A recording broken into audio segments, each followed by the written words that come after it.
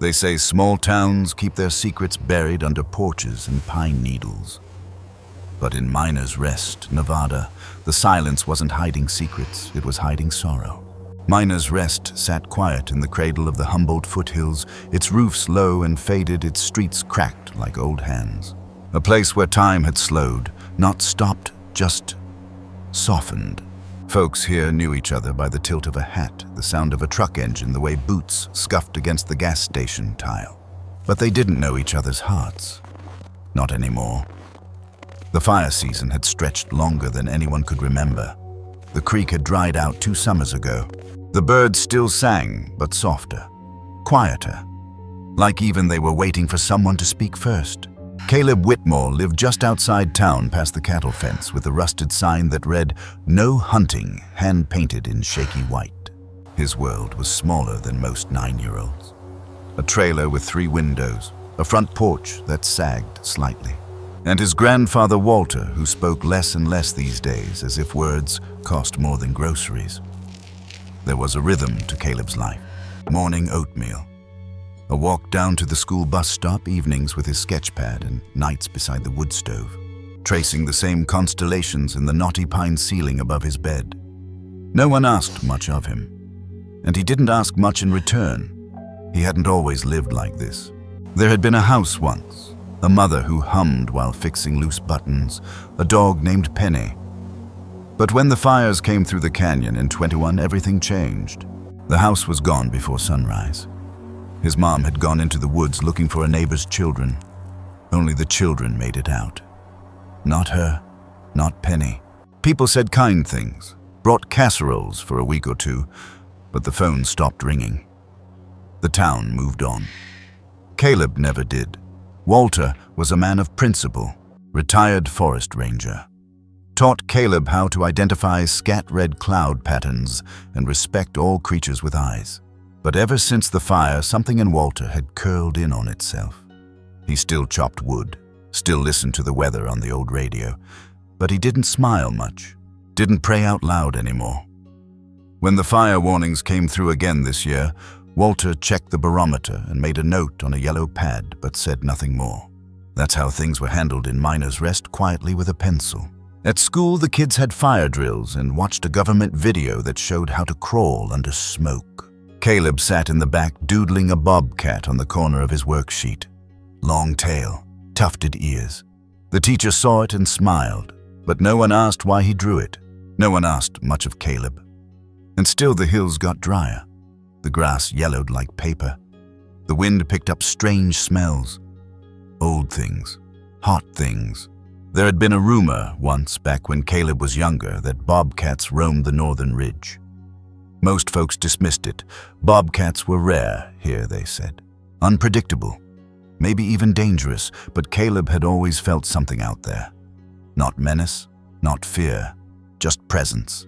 He'd first seen the creature 2 months ago, distant, almost a mirage. At dusk, while walking the old trail behind the defunct ranger station, he'd spotted a flash of movement near the bend. A silhouette, low to the ground, watching him. He didn't run. Instead, he sat on the log nearby and hummed the lullaby his mom used to sing, quiet, tuneless, but steady. When he looked again, the creature was gone. But the next day it returned. And the next, always at a distance, always silent. He named her Cinder, though he didn't tell Walter. Cinder wasn't a pet. She didn't come when called or beg for scraps, but she watched him, studied him with a stillness that made the trees seem louder. Sometimes she walked parallel to him, half hidden by brush. Other times, she simply appeared seated like a statue and vanished the moment he blinked. To Caleb, she wasn't wild. She was free. Back in town, no one knew, and no one asked. The sheriff nodded politely when they passed. The librarian smiled, but rarely spoke. The church bells still rang on Sundays, but pews sat mostly empty.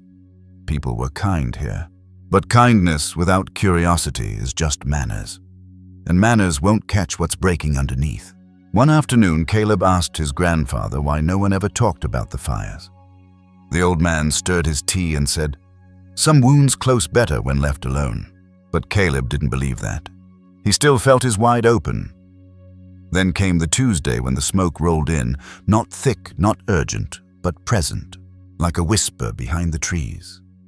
The local fire watch issued a Stage 2 alert. The school handed out permission slips in case of evacuation. The grocery store limited water purchases to 2 gallons per family, and still, people waited. They'd seen warnings before, heard rumors. They believed the fire would pass them by again, that this was just another dry wind, just another season. But the fire didn't listen. It crept, it circled, and it waited for silence. That evening, Caleb sat on the porch with a sketch pad in his lap. He watched the clouds bleed orange near the horizon. Somewhere beyond the ridge trees were falling, wildlife fleeing. But the town didn't know yet. Not really, not in their bones. Walter joined him, placed a hand on the boy's shoulder. Didn't speak, just squeezed once. The sun dipped, the air smelled like smoke and cedar, and from the edge of the tree line, Cinder appeared. She stepped onto the gravel path closer than ever before. Her coat matted her eyes locked onto Caleb's. She didn't growl. She didn't flinch. She waited. And Caleb stood up. Some moments aren't loud. They don't announce themselves with sirens or shouts. Sometimes they arrive in stillness. A boy, a bobcat, and a town too tired to notice what was rising in the wind. In a world full of noise, we forget how to listen. We mistake quiet for peace, but silence can mean something else. It can mean nobody's watching. Caleb was watching, and so was Cinder. Maybe that's why animals feel so sacred. They see what we don't. They feel what we bury. And sometimes they remind us what we've stopped hearing: the crackle before the flame, the heartbeat before the cry, the ache before the grief. Have you ever lived in a place where silence meant more than words? Where people meant well but forgot to ask the right questions? Share your story below. You never know who might need to read it. By dawn, the smoke had thickened. School was cancelled. Roads were closed, and Caleb was gone. Cinder had led him toward the woods. And behind them, Miner's Rest stood still, listening at last, too late. Some meetings don't happen by accident. They happen in the pause between one heartbeat and the next, when 2 lost souls recognize something familiar in each other's quiet. By the time the sun lifted over Miner's Rest the next morning, the smoke had grown thicker. Not wild yet, but restless. The kind of air that carries warning even when no one wants to admit it. Walter was still asleep when Caleb slipped out the door. His shoes were damp with dew, his backpack half-zipped.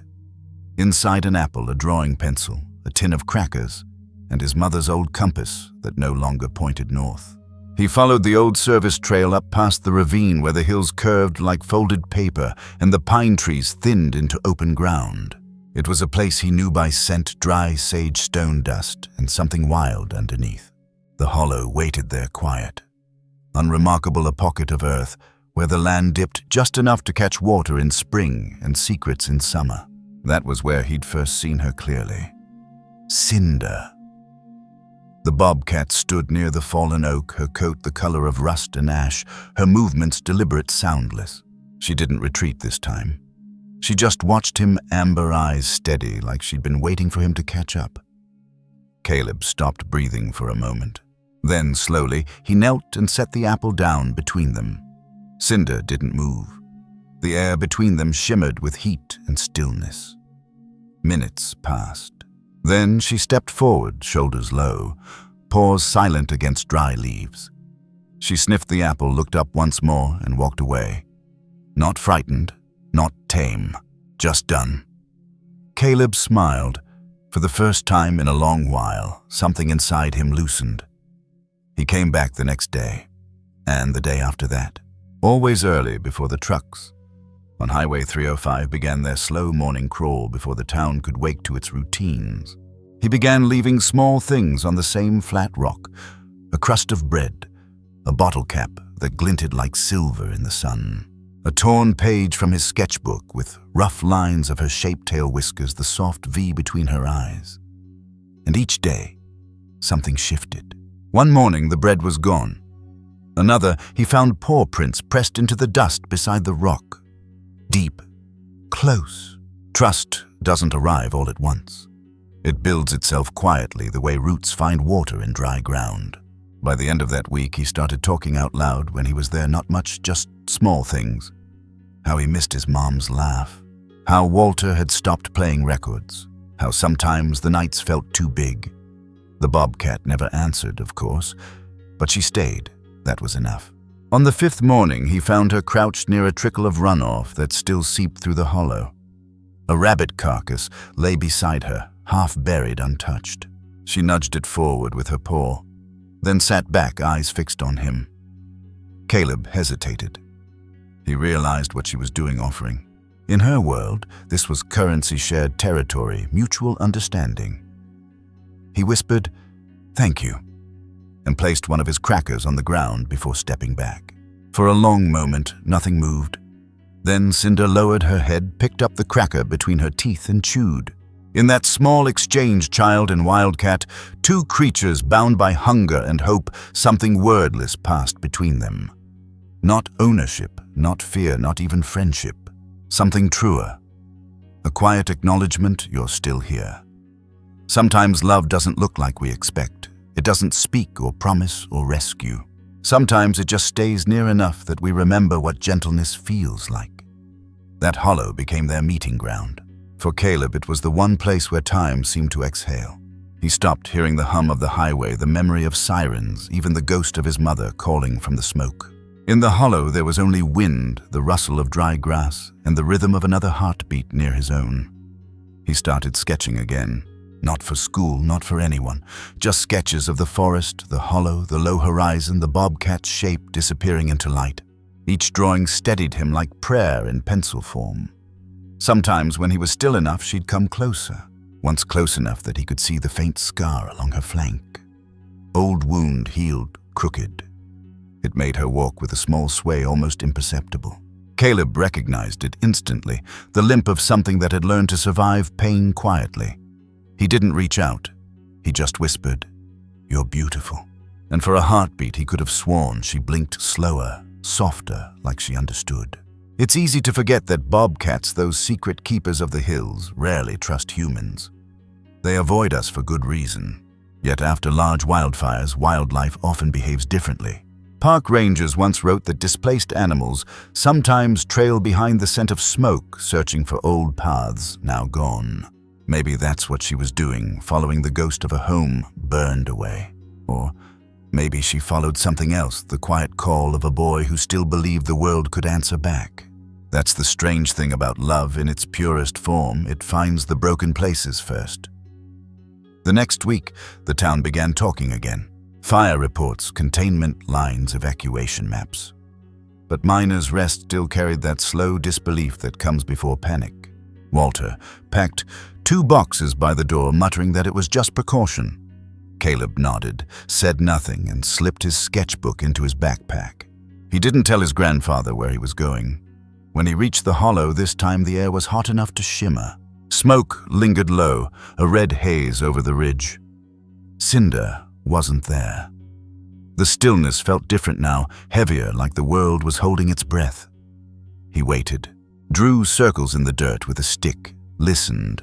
Then he heard it, the faint crunch of gravel, not behind, but above him. She appeared along the slope, ears twitching, tail swaying slow. Her coat was darker now with dust. She paused at the edge, looking not at him, but beyond him toward the horizon where the smoke was thickest. And in that instant, Caleb understood she was warning him. He turned and looked too. A thin column of firelight flickered between 2 ridges, far but not far enough. Cinder hissed low, a sound halfway between a growl and a breath, then bolted down slope. Caleb followed.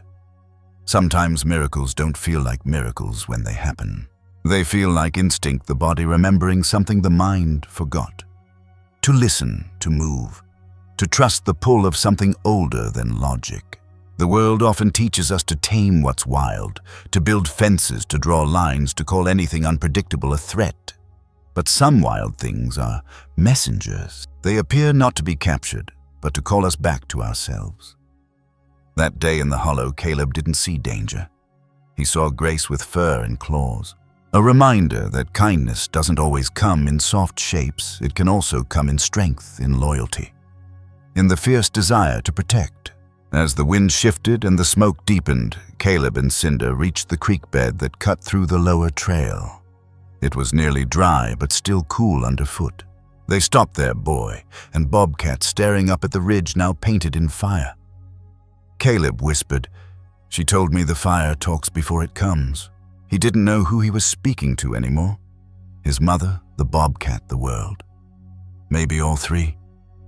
The flames were distant, yet their voice was already in the air. Pops, cracks, low thunder from burning pine. Cinder's ears flattened. She turned toward the south, away from town, and started walking. Not panicked, certain. Caleb hesitated. He thought of Walter, of the trailer, of the sketchbook still half filled with empty pages. Then he followed. Love asks us to choose, but not always between right and wrong.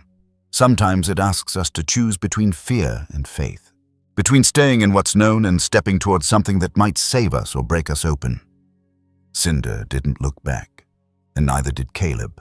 He didn't know yet that this courage doesn't always shout. Sometimes it arrives on blistered feet carrying nothing but a quiet promise, "I won't leave you behind." By late afternoon, the fire had crossed the ridge. Not a wall of flame, not yet, but the kind of burn that travels low and fast. Ember runner, fires the rangers called them. They creep beneath the brush carried by wind and dry time, wrapping around fence posts and fallen trees before anyone realizes the forest's already changed its mind. Cinder moved with purpose, now no longer circling or pausing to test the air. She led with certainty, weaving between scorched junipers and ash-dusted stone, her shadow stretching long in the red light. Caleb followed close behind, heart pounding in his throat. Not from fear, but from something heavier. That sense of being needed. He hadn't known what drew him here. Not really. But when she turned and stared toward the hollow's edge, toward the path that once led to the old wildlife station, he remembered. The rehab center. It had closed years ago. Funding pulled, staff gone. But his mom had worked there once, on weekends before the fires came. She'd bring home feathers in her coat pockets, orphaned squirrels in shoe boxes, stories about raccoons smarter than people and coyotes with guilt in their eyes. She used to say that wild animals don't ask to be rescued, they ask to be left alone. But when the world hurts them, we owe them gentleness. That line lived in him now, stitched deep between his ribs. And suddenly he knew. This wasn't just about him and Cinder anymore. They reached the edge of the station just as the wind shifted. The old barn, barely standing, leaned eastward like it had grown tired of holding memories. Its siding was warped from heat paint, peeled like dry skin. Metal tools hung from the rafters, half melted, unused for years. Cinder stopped at the entrance, ears perked forward, body stiff. Caleb froze beside her. In the hush between gusts, he heard it, a sound. Sharp, panicked, not human. A cry. He pushed the door open with both hands, the hinges groaning under rust. Inside, the light was thick with smoke and dust. Shafts of sun broke through holes in the roof, spotlighting the chaos. Torn blankets, broken crates, scattered bowls, and movement. Beneath a collapsed beam wedged between debris and old fencing was a small deer, a fawn maybe 5 months old. Its leg was twisted, unnaturally pinned beneath a splintered board. Its sides rose and fell in fast, shallow breaths. Eyes wide, too wide. Caleb dropped his bag and ran forward. "It's okay. I see you. I'm here." He tried lifting the beam, but it wouldn't budge. His palm slipped against the soot-slick wood. He braced his foot, pulled harder, grunted, nothing. He paused, breath ragged, and looked around for leverage. A pipe. A broken broom. Nothing strong enough. Then, Cinder.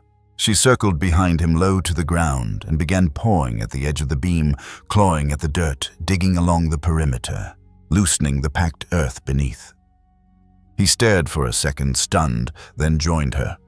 Fingers scraped the soil, worked with hers side by side. A child and a bobcat, both pressing against the weight of something too big for either to move alone. It took time. Smoke drifted through the rafters like breath from the past. But slowly, inch by inch, the beam shifted. Just enough. Caleb slid his hands under the fawn, whispering soft nonsense. "You're okay. It's okay. Almost there." The animal trembled as he pulled gently, one slow tug at a time, until the leg was free. The fawn didn't run. It didn't cry out again. It just collapsed against him, too tired to fear him. Cinder stood watch-tail flicking. There's something sacred about saving something that can't repay you. No applause, no reward, just the silent truth that it's still alive because you showed up. In that dusty barn with flames inching closer and the world hushed in orange light, Caleb realized something. This wasn't bravery. This was responsibility. The kind his mom used to talk about. The kind that doesn't wait for adults, doesn't ask permission, just steps forward. Somewhere deep in his bones, he felt her beside him. Not as a ghost, but as a presence, a warmth, like standing near a fire that doesn't burn. In stories, heroes slay dragons or climb mountains. But sometimes they kneel in the dirt beside broken things and say, "I've got you." That kind of love, quiet, rooted in action, isn't loud. It's not even seen most of the time. But it's what holds the world together when everything else falls apart. Wildlife rehab centers across the country have quietly closed in the past decade. Budget cuts, staff burnout, red tape. The result: animals that once had a chance are often left to die where no one can see them. Places like the one Caleb found were once lifelines. Not just for animals, but for people like his mom. People who believed healing was worth the mess, the effort, the time. It's easy to think these places don't matter anymore. But for one fawn and one boy, they meant everything.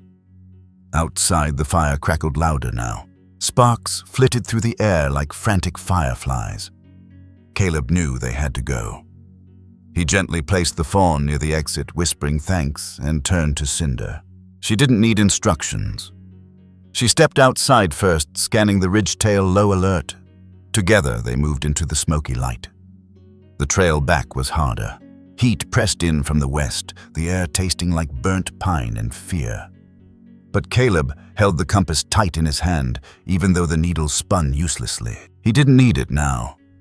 He had something better. Trust. Has someone or something ever helped you carry more than your share? A moment you couldn't face alone. Share it below. It might remind someone that they don't have to walk through the fire alone either. They reached the ridge as the sun began to dip, and that's when they saw him. A man standing just past the tree line, watching. He wore a camera around his neck, and he wasn't there by accident. Some people run toward fire to save. Some run toward it to see, and sometimes the difference between the two is a single choice. They reached the ridge as the light thinned into that late afternoon amber that turns everything gentle and dangerous at once. Smoke braided the sky. The horizon looked like a dream painted in red. Caleb's chest felt tight, not from heat, but from the way the world seemed to tilt under him. Cinder led without hurry. Her paws were steady. She moved with a kind of loyalty that felt older than any promise people made. The fawn walked close to Caleb, leaning against him when it could. Together they stepped over roots and charred brush, the sound of their small group swallowed by the crackle of distant flame. Then, sudden someone was there. A man standing at the tree-line camera, slung low across his chest boots, planted as if he had waited for the very moment the world would start to change. He was neither hurried nor frantic. He watched like someone watching a performance he'd paid to see. Caleb stopped. Cinder stiffened. The man lifted his hand, not to wave, but to steady his lens. He smiled in a way that didn't reach his eyes. "Beautiful, isn't it?" he said. His voice had that flat, practiced quality of someone used to telling stories about other people's lives. The light, the line. This will make for great footage. Caleb didn't answer at first. He only watched the man watch them the way you might watch someone looking at a photograph of a life you actually live. The man introduced himself as Cole Ramsey, a contractor of sorts who tracked fires for insurance companies and news outlets. He spoke quickly, names and technical terms threading through his sentences: hot spots, ember banks, burn severity. He had a folder full of maps, a pack with batteries, and the kind of gear that suggested he spent nights where others slept. He asked questions that sounded useful at first: where the fire started, how fast it moved, whether the animals had time. But the questions kept turning back toward his lens. Did you see that from this angle? Can I get you to look that way? Would you mind if I follow you for a bit? He wanted images. He wanted a story. Caleb felt something like cold in his stomach. He had saved a fawn. He had followed a bobcat into smoke. This wasn't performance. This was survival. And yet the man's eyes had the way of people who measure pain for a shot. Cinder sat down, tail wrapped around her paws, and watched the man with new suspicion. Walter arrived then late, calling his grandson's name like a prayer. He didn't shout. He walked up, slowly visible in the haze, and when he saw the man with the camera, he tightened his jaw. There was an old ranger's wariness in his posture that didn't need many words. Caleb stepped between them without thinking. "We're okay," he said. "We need to get the fawn somewhere safe." Cole glanced at the fawn, then at Caleb, then at the horizon. "You're brave, kid," he said, voice almost admiring. "I traveled to document courage." He lifted his camera as if to capture the phrase itself. Walter's hand on Caleb's shoulder felt firm. "We'll take the animal to Sierra Shelter ourselves," he said. His tone had the kind of finality that doesn't leave room for argument. Cole hesitated, then smiled that practiced smile again. "If you change your mind about footage, contact me. I'll be selling this to a network. People should see what happens. It's important." It was the word important that stung. Of course, what was happening was important, but not everything that's important is meant to be packaged and sold. Not every moment should become someone's headline. Caleb thought of his mother's hands, how she always paused before taking a photo of an animal, how she would press her thumb to a wound and whisper, "We don't tell them the story unless we first fix the wound." He thought of Cinder's scar and how she sat guard like a good friend. He looked at Cole and realized how different two kinds of witnessing can be. One kind keeps you human. The other makes you a mirror. As Walter turned to carry the fawn, Cole stepped a little closer and clicked his camera, the shutter soft but present. The sound felt intrusive in that fragile light. Caleb flinched as if the noise were a slap. Cinder rose and moved between the man and the boy, ears forward, body low. She wasn't making a show. She was drawing a line. Cole held his lens inches from Cinder and murmured, "You're a beauty." Cinder did not move. She tolerated the intrusion with the same patient dignity she offered the boy, not submission but a refusal to be commodified.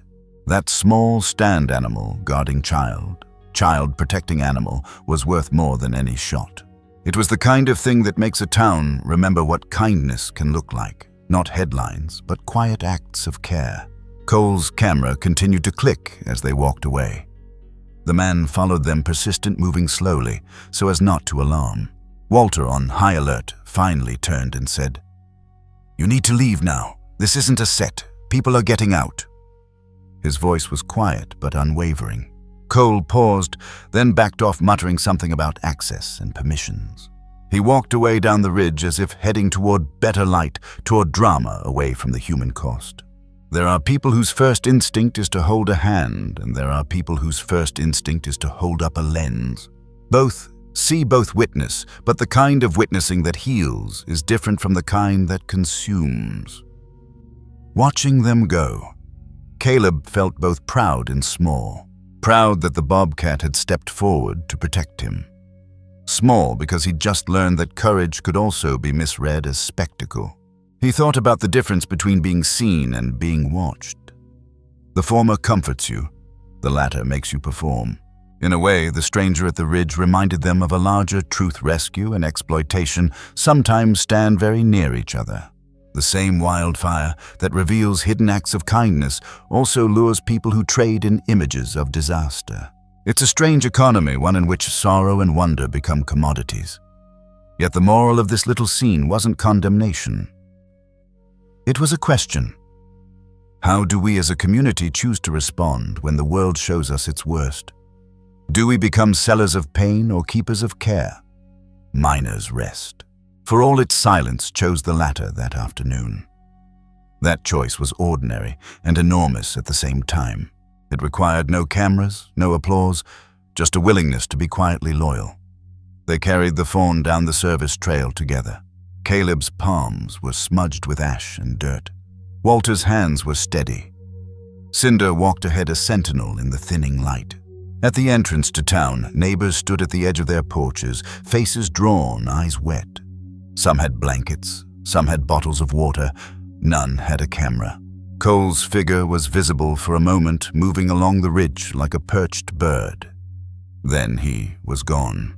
At the community center, an old gym repurposed for emergencies, volunteers took the fawn with gentle hands.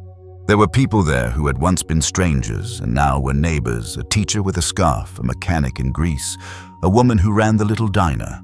Each offered what they could, a towel, a cardboard box, a calm voice. They didn't ask for a story, they simply helped. That kind of help isn't glamorous. It doesn't make for a headline. But it matters. It keeps lives tethered together. When Cole and his camera disappeared over the ridge, something quiet settled in Caleb's chest. The world had offered him two models of witnessing, one that takes, one that keeps. And he could see their consequences mapped in the way people moved around him. Cinder had chosen to guard him, not to perform. Walter had chosen to carry the burden without fanfare. And the town had chosen to show up small, steady, human. Those are the moments that linger, not because they explode, but because they return like embers to warm the cold places inside us. Have you seen someone choose care over spectacle? Step in quietly instead of making a fuss? Tell us about that person. In a world that loves a bright headline, those quiet choices deserve to be remembered. They had one small victory, but the ridge still burned. A map of secrets lay hidden beneath the smoke-old scars, choices left unspoken, a question of who this town had once been and who it could become. As night fell, Miner's Rest would gather. Plans would be made. And beneath the surface, a thread tugged tighter. Cinder's presence wasn't just a coincidence. It was a message. Fires take many things, but there are some truths, some memories, some kinds of love. They don't burn. They just wait to be remembered. That night, the fire moved east, sparing the edge of town for now. Fire crews marked containment lines in yellow tape, and neighbors kept watch in shifts, porches glowing like quiet sentinels in the dark. But inside Caleb, something had already changed. It wasn't just the weight of what had happened, the fawn, the stranger, the bobcat by his side. It was a tug, a knowing. Like someone had whispered, "Look again." And so he did. Just before dawn, while Walter slept in the recliner with his boots still on and the scanner crackling low, Caleb slipped outside and followed the scent of wood smoke and wet soil. Cinder was waiting. She stood at the edge of the old path behind the ranger station, her gaze steady, her body still. Then without a sound, she turned toward the hills and walked. Caleb followed. Not because he had to, but because some invitations don't need words. They simply feel right. The trail climbed higher than they'd ever gone before. The forest changed, less pine, more stone. Dry moss curled at the base of the rocks. A few crows called out and fell silent again. Then, at the top of the ridge, just as the light cracked open across the land, he saw it. A place he hadn't been since before the fire. The clearing. Once it had been nothing special, just a flat piece of land beneath a crooked pine. But now, in the early light, it looked like memory made real. The stone bench was still there, though cracked. A circle of river rocks where someone had once built a small fire. And carved into the base of the pine initials, SW, plus CW Sierra. Whitmore. His mother. He remembered now she used to bring him here when he was little, back when the world felt open and everything alive felt close. She would pack peanut butter sandwiches, sit with her back against the tree, and tell him stories about wild things that didn't want to be tamed, about bobcats that led the lost home. He thought she'd made them up. Now he wasn't so sure. Cinder walked to the base of the tree and sat, as if keeping watch, as if remembering too. Caleb circled the bench slowly. The wood was scorched in places, The ground beneath it had turned to dust, but something shimmered beneath a layer of soot, a glint of metal. He knelt and dug with his hands, careful, slow. The soil gave way easily, and beneath it, wrapped in a faded blue cloth, was a small tin box. His heart skipped. The latch creaked when he opened it. Inside, a bundle of photos, an old cassette tape labeled in his mother's handwriting, "If you ever find this," and a note. Just 3 lines written in smudged ink. "Love doesn't end. The fire can't reach here. Let this be your place now." Caleb clutched the box to his chest and sat down on the stone. Cinder lay nearby, breathing slow, eyes closed, but listening. He didn't cry. Not right away. But something inside him, something tight and tired, unwound. Sometimes what we need most isn't to be rescued. It's to remember that we were never forgotten. Grief has a strange way of hardening over time. It doesn't disappear. It just settles into the corners of a life until one day, something soft, a photograph, a song, a creature beside you brushes against it, and suddenly the pain isn't locked away anymore. It breathes again, but this time it doesn't hurt as much. It heals. That clearing was his mother's way of reaching through the flame, the silence, the years, and saying, "I'm still here. I left something for you to hold." When we talk about wildfires, we often talk about what's lost, homes, trees, time. But rarely do we talk about what's revealed, what the fire uncovers when it strips the surface bare. Truths, connections, a memory you'd buried so deep you didn't know it was still alive. That's what this place was for Caleb. Not just a memory of his mother, but a living echo, her voice in the trees, her story stitched into the roots. The fire had passed through, but it had missed the most important thing, the meaning. Places like this exist all across America. Old fire roads, abandoned lookout points, quiet patches of earth where someone once left behind something sacred. They're not on maps. You find them with your feet. Or if you're lucky, with the help of a creature who still remembers how to follow wonder. For Caleb, the bobcat wasn't just a guide. She was a thread linking past to present, pain to purpose. And when he pressed play on the old tape, using the dusty recorder from the bottom of his backpack, he heard her voice. Crackling, soft, brave. "Hey, sweetheart, if you're hearing this, it means you made it here. I knew you would. I don't know what's happened since I left, but I want you to know this. You are not alone. You are part of the land. The wind knows your name. The animals too. And if you ever forget how to be kind, come back here. Let the forest remind you." Her voice faded into static, then stopped. But Caleb didn't move. He just sat there, listening until the wind returned. He pulled the drawing he'd made of Cinder from his backpack, creased, smudged, but still whole. He pressed it beneath a stone near the tree. A kind of offering, a way of saying thank you without needing words. Cinder nuzzled his knee once briefly, then looked to the path. She was ready to go. So was he, not because the story was over, but because now he knew where to return when it became too heavy again. The fire couldn't touch this place, not really. And maybe, just maybe, there are places like that in each of us. Places the world can't ruin. That sorrow can't burn. All it takes is someone or something to help us find our way back to them. Do you have a place like that? A memory the fire couldn't touch? Describe it below. Let's gather them here so no one forgets that not all things are lost. They walked down the ridge in silence. Cinder at his side, the tin box pressed against his chest. Back in Miner's Rest, people were gathering. And far from the flames, in a small town that had once forgotten how to listen, a shelter was about to open its doors. But first, a reckoning would arrive. Not from the fire, but from the secrets it uncovered. Sometimes change doesn't come with a bang. Sometimes it arrives on tired feet in small voices, carrying a truth too quiet to ignore any longer. By the time Caleb and Cinder reached the edge of town, the fire had slowed. Not stopped, but held for now. Crews had carved a line between forest and home. The wind, for once, was kind. The people of Miner's Rest stood scattered across porches and parking lots, wrapped in jackets too thin for the night air. Eyes tired, Hands full, blankets, radios, old thermoses filled with weak coffee. It was the kind of scene you don't take pictures of. Not because it isn't important, but because it's too honest. Walter met Caleb at the corner of the diner lot.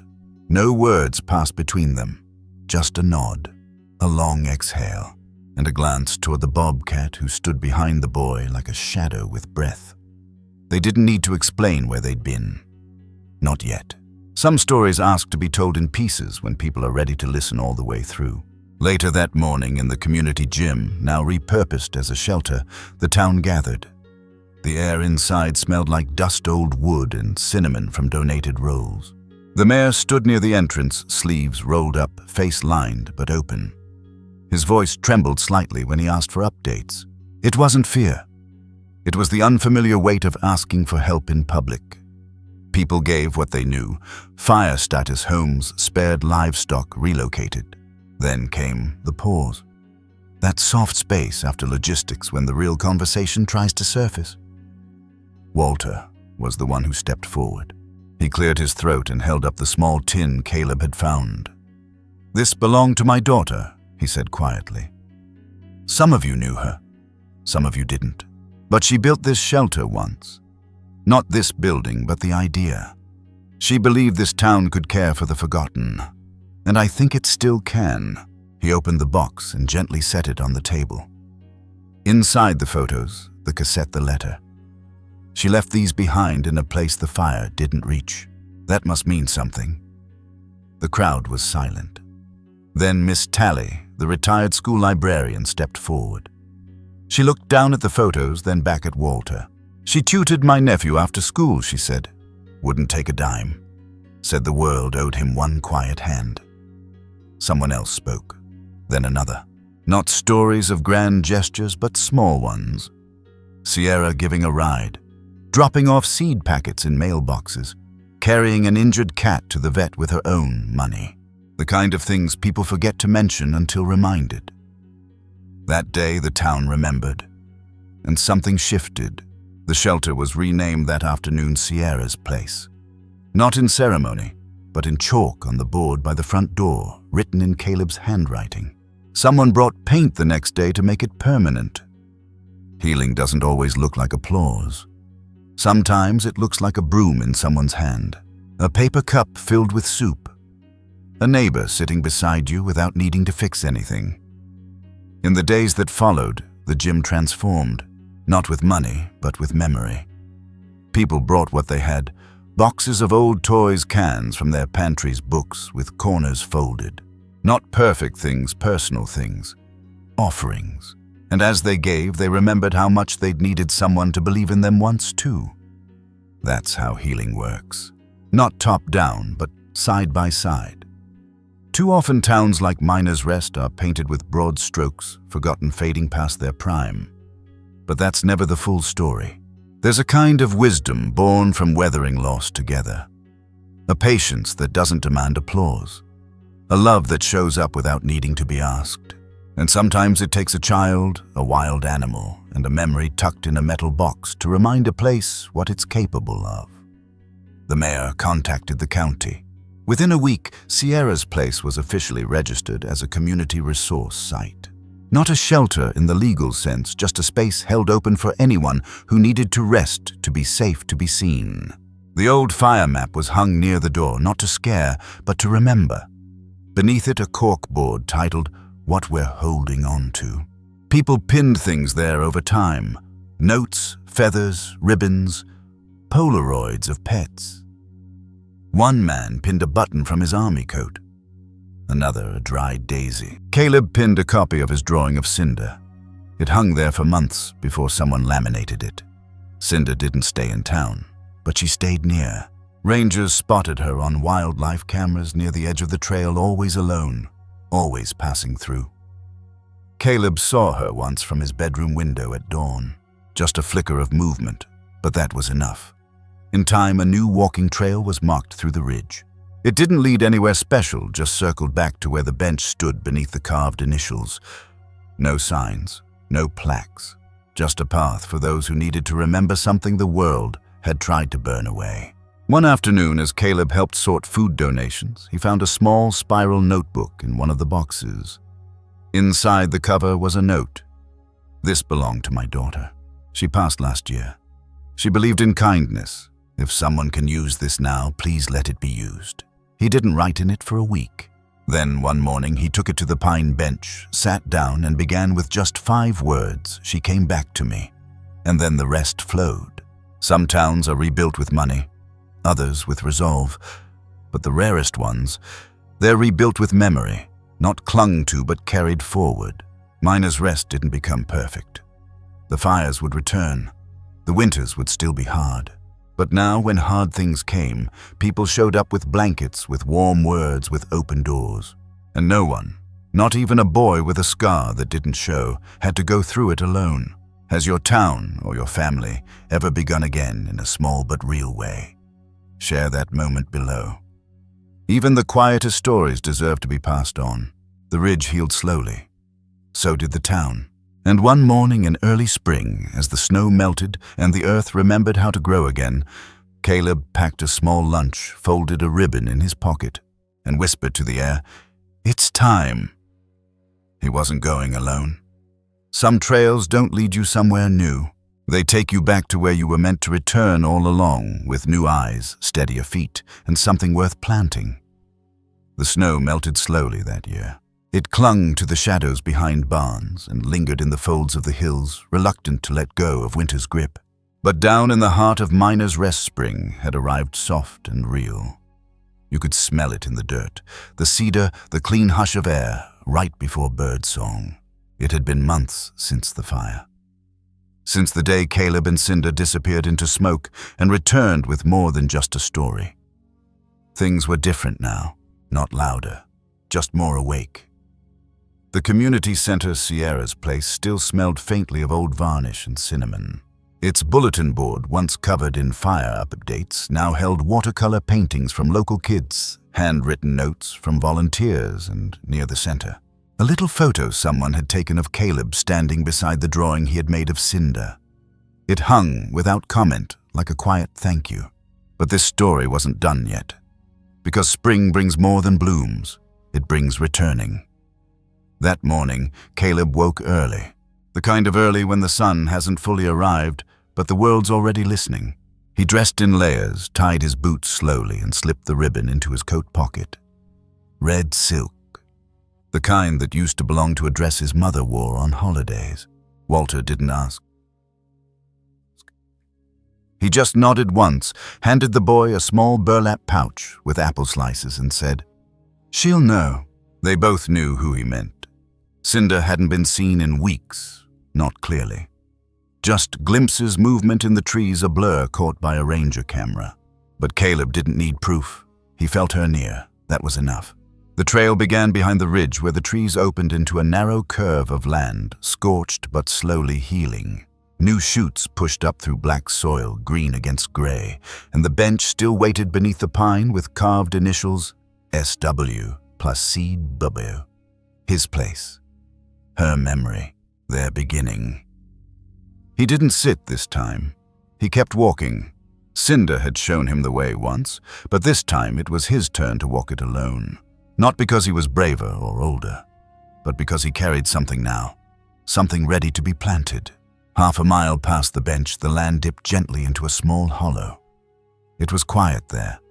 Not the silence of fear, but the hush of belonging.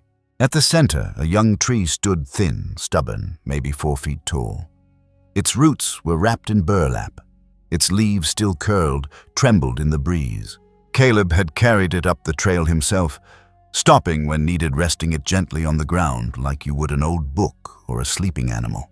He dug the hole with a small trowel his mom used to keep by the porch. The dirt was cold, but soft. When the roots were lowered and the earth tucked around them, he reached into his pocket and tied the red ribbon around the narrow trunk twice. Then he sat back, hands in his lap, and waited. We don't always get to build monuments. Most of us aren't asked to carve marble or raise statues, but all of us. Everyone can plant something, a tree, a kindness, a truth. And we don't plant it because we know what it'll become. We plant it because we believe the world deserves something living after the burning ends. That ribbon on the sapling wasn't just memory. It was hope. Quiet. Rooted. Real. In our rush to rebuild, we sometimes forget the power of pause, the act of stopping not to grieve again, but to honor what still stands, what begins again. That young tree wasn't planted to replace anything. Not a house, not a person, not even a feeling. It was planted because this trail and this town needed something that could grow alongside the memory. Something to anchor them both. Across the country, in the shadow of wildfires and loss, small reforesting efforts have taken root, sometimes started by kids, sometimes by elders who remember what the land once was. Saplings planted where ashes fell, wildflower seeds dropped by hand along fence lines, blank journals placed in ranger stations inviting people to write what they'd rather not say out loud. It doesn't always take money. It takes care. It takes noticing. And here on this trail, it had taken a boy and a bobcat. As he packed the soil around the base of the sapling, Caleb heard something behind him. Not loud. Just a shift in weight, a breath, a presence. He turned slowly. Cinder stood at the edge of the tree line. Not close, but closer than she'd ever come on her own. And beside her, pressed against her flank, was something smaller. A young bobcat, lighter in color, thinner with ears still too big for its head. Its eyes flicked between Caleb and the ribbon alert and unsure. Cinder didn't move. Neither did Caleb. This moment, like so many before, asked for stillness, not sound. Then, slowly, the young bobcat stepped forward, sniffed the air near the sapling, and sat. Not to stay, just to witness. That was enough.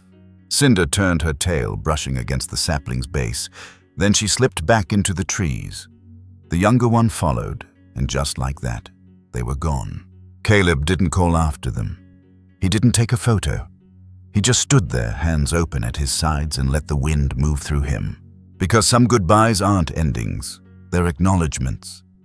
Thank yous. A soft bow between souls who kept each other alive long enough to begin again. On the walk back, Caleb didn't look back until the trail curved out of sight.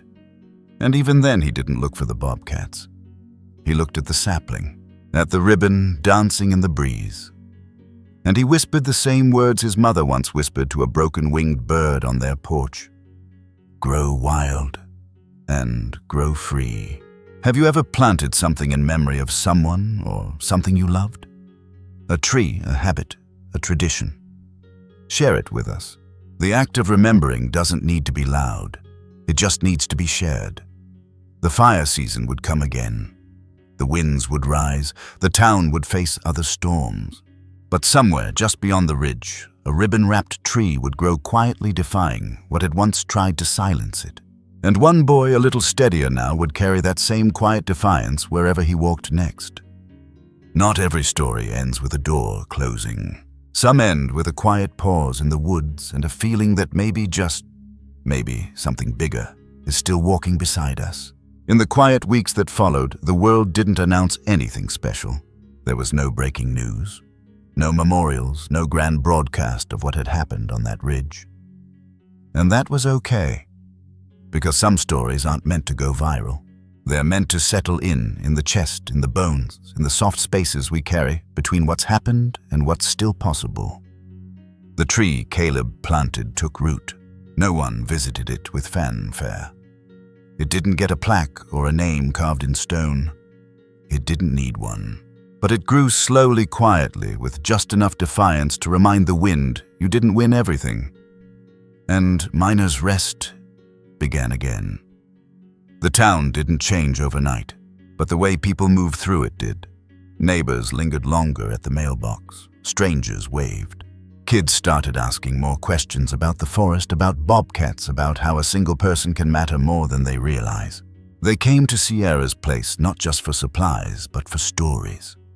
For the feeling that something sacred had once been carried through fire and made it out. At night, Caleb sometimes sat on the steps of the center sketch pad in his lap. He didn't draw for others anymore, just for himself. Sometimes a sapling, sometimes a fawn, and sometimes a pair of eyes watching from the edge of the trees. He hadn't seen Cinder again, not really, but he didn't need to, because once the wild comes close and you let it in, part of it stays. Not in a way that steals your peace, but in a way that deepens it. Cinder was never a pet. She was never tamed. She didn't belong in a home or behind a fence. She belonged to the beyond, that place where survival meets spirit, where kindness comes in sharp edges and watchful silence. One day a visitor arrived at Sierra's place, a woman from a nearby reservation. She'd heard about a bobcat sighting and came bearing only a small woven basket and an old story. She said, "In our teaching, when a bobcat comes close to your path, it's not for fear. It's for focus. The bobcat walks silently but sees everything. If it trusts you, it's because you've remembered how to move through the world without stomping on it." She handed the basket to Caleb, filled with cedar and sage, told him to burn it slow, to speak nothing but truth when he did. Then she nodded once and left. That evening, Walter lit the sage on the old stove, and for the first time in a long while, the house didn't smell like memory. It smelled like returning. Most of us won't be called to run into a wildfire. We won't be followed by a bobcat or uncover a hidden shelter or carry a fawn out of danger. But all of us, every one of us, will be asked at some point to decide, do we keep moving through life with our heads down, surviving, or do we pause, open the door, and make room for something untamed and true to walk beside us? Because it's not just about animals. It's not just about forests or flame. It's about the way we choose to treat the fragile things in our lives, the overlooked, the voiceless, the people and creatures that don't ask for our help, but still hope we'll notice. The truth is, many of us carry our own fires inside, quiet griefs, wounds no one sees. And sometimes what saves us isn't a person with all the answers. Sometimes it's a glance, a pause, a living thing that refuses to run away. You might never meet a bobcat, you might never walk through ash, but the wild finds its way into all our lives. It could be the stray dog that follows you home, the tree you pass every day that somehow keeps standing even after the storms, the memory of someone you lost, showing up again in a dream or a scent or a ribbon tied to a branch. That's the beauty of these quiet, emotional stories. They don't just tell us something. They remind us that even in a broken world, the soul still listens. Maybe you're watching this because you needed to remember something about yourself, something gentle, something wild, something sacred. If so, thank you for staying, because sometimes simply staying is the bravest thing. Before you go, ask yourself this: where is your sapling? What part of your life still wants to grow? If only you'd tend it gently. Take a breath. Let that question settle. Then, if this story moved you, if you felt the tug of something deeper, please like this video, subscribe to the channel, and join us again for stories that don't just entertain, but heal. And if you feel called to go one step further, click that super thanks button or consider donating to a wildlife rescue that helps protect and heal animals like Cinder. Every act of kindness, no matter how small, helps keep their wild hearts safe and our human ones connected. From all of us here, thank you for watching, for feeling, for remembering the parts of you the fire never touched. You're still here, and that still matters. End of story.